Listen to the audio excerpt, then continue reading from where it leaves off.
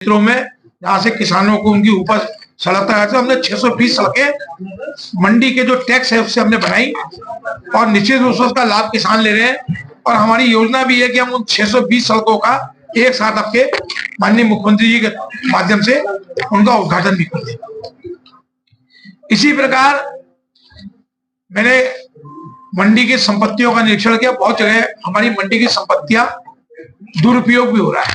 मैं अगस्त में गया चुनाव में, पता लगा मंडी परिषद ने एक संपत्ति बना रखी है और उस पर एक व्यक्ति का कब्जा है।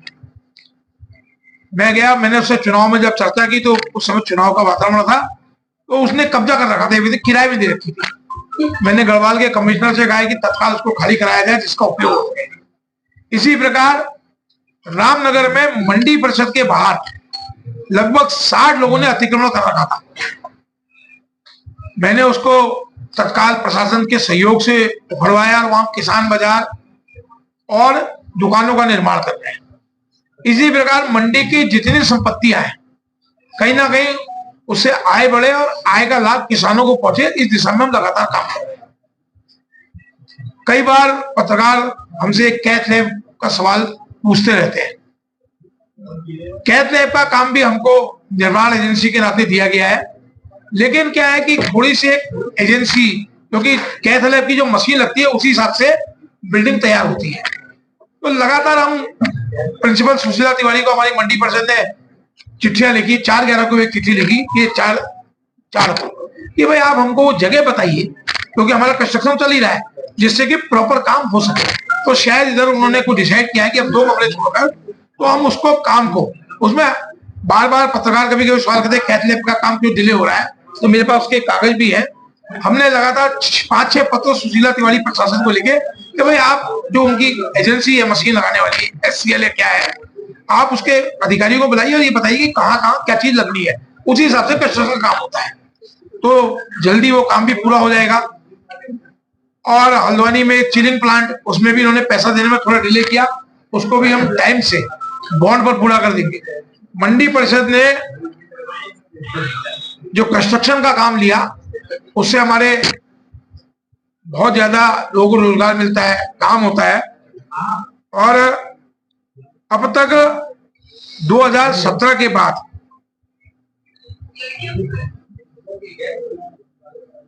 तो जिस दिन से मंडी परिषद कंस्ट्रक्शन एजेंसी बनी और जिसमें 218 काम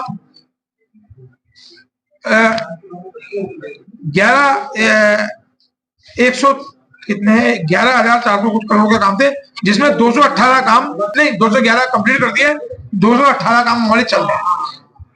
और गुणवत्ता के काम आज स्वास्थ्य विभाग, शिक्षा विभाग, समाज कल्याण, इन तमाम एजेंसियों के हम काम करते हैं।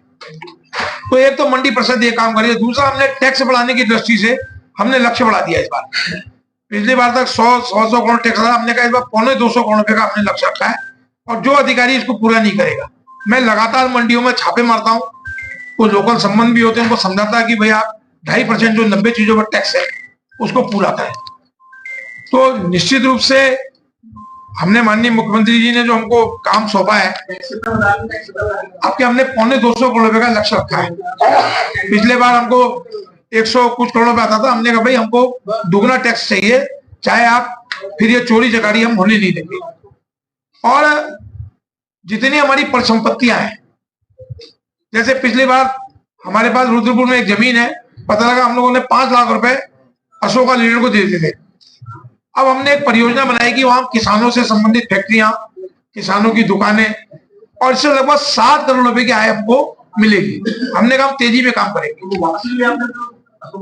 अशोका लीडर को मैंने अपने कार्यकाल के बाद बंद कर दिया, क्योंकि वो कुछ चलता रहता था। नहीं, अशोका लीडर वाले हर साल एग्रीमेंट करते थे, कुछ अपना करते रहते होंगे। मैंने कहा बहुत कम पैसे में दिए, मैंने कहा 5-7 लाख रुपए में है, बहुत कम पैसे में दिया गया था, बहुत कम पैसे में देते थे। कार्रवाई होगी क्या? नहीं, आप कार्रवाई का वो तो किराए में जाता था, कार्रवाई की तो इसलिए। इसी प्रकार मैं मंगलौर में गया, मंगलौर में 1 रुपए ली, उसके चाहे मंत्री हो, दायित्वधारी हो, उसके वर्ग है और स्वयं मुख्यमंत्री जी एक करते हैं। और आज उसी का नतीजा है कि मुख्यमंत्री जी अपने विभागों के साथ प्रदेश की सरकार भी चला रहे हैं, अच्छे कानून भी लागू कर रहे हैं, चीजें भी लागू कर रहे हैं। यूजीसी एक बड़ी सोच थी, शुरू में लोग कहते थे कैसे लागू होगा, हो गया। नकल विरोधी अध्यादेश में लोगों को भड़काया गया, उसके बावजूद एक ऐसा नकल विरोधी कानून लाए कि एक एक परीक्षा में 4-4 लोग निकल गए। धर्मांतरण कानून और हर चीज पर। परसों नैनीताल में जब वातावरण खराब होने लगा तो तत्काल मुख्यमंत्री जी का फोन आया, मैं नैनीताल मैंने वार्ता की, गया और मैं धन्यवाद दूंगा कि लोगों ने, क्योंकि जिस प्रकार का भीषण दुष्कर्म हुआ, लोगों ने उस पर, जनता ने सहयोग दिया, क्योंकि पर्यटन सीजन चल रहा है। तो मुख्यमंत्री जी के नेतृत्व में हमारा भी संस्थान एक बढ़िया काम कर रहा है। लगातार अभी हमने बोर्ड में प्रस्ताव पास किए और बोर्ड के प्रस्ताव में हमने कहा कि हम जो एग्री स्टार्टअप लगाएंगे कुछ लोग, हम 30 लाख तक की उनको मदद करेंगे, लोन मतलब 30 लाख तक की कोई एग्रीकल्चर पर स्टार्टअप लगाएगा, हम 30 लाख की मदद करेंगे। इसी प्रकार जो कर्मचारियों के प्रमोशन, कर्मचारियों की सैलरी, आउटसोर्सिंग पर बहुत से कर्मचारियां लगभग 400-500 लोग काम करते हैं। मैंने कहा मैं सबकी सैलरी बढ़ाऊंगा, आउटसोर्सिंग की, बाकी तो सरकार की जो भी पॉलिसी बनेगी।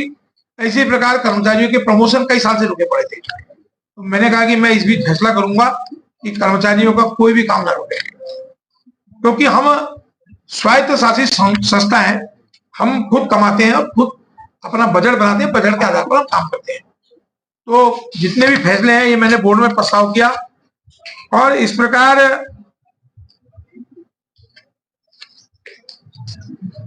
जहाँ जरूरत थी, जितने गेट देहरादून मंडी में जितने गेट हैं उनको हमने परिवर्तन का प्रस्ताव किया है कि उत्तराखंड के शहीदों के नाम पर खाली मंडी परिषद लिखा जाता है, तो उत्तराखंड के किसी न किसी शहीद के नाम पर इन गेटों को काम प्रारंभ किया और हमने आंकड़ा बनवा दिया कि हमने गेटों को करना है।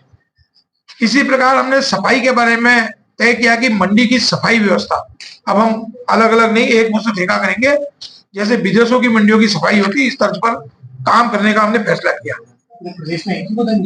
इस बार हमने कहा कि अगर कोई हमको ठीक कंपनी मिल जाए, क्योंकि अलग अलग स्थान पर पता लगा पकड़ में नहीं आते, कहीं पर मैं कई जगह मंडियों में गया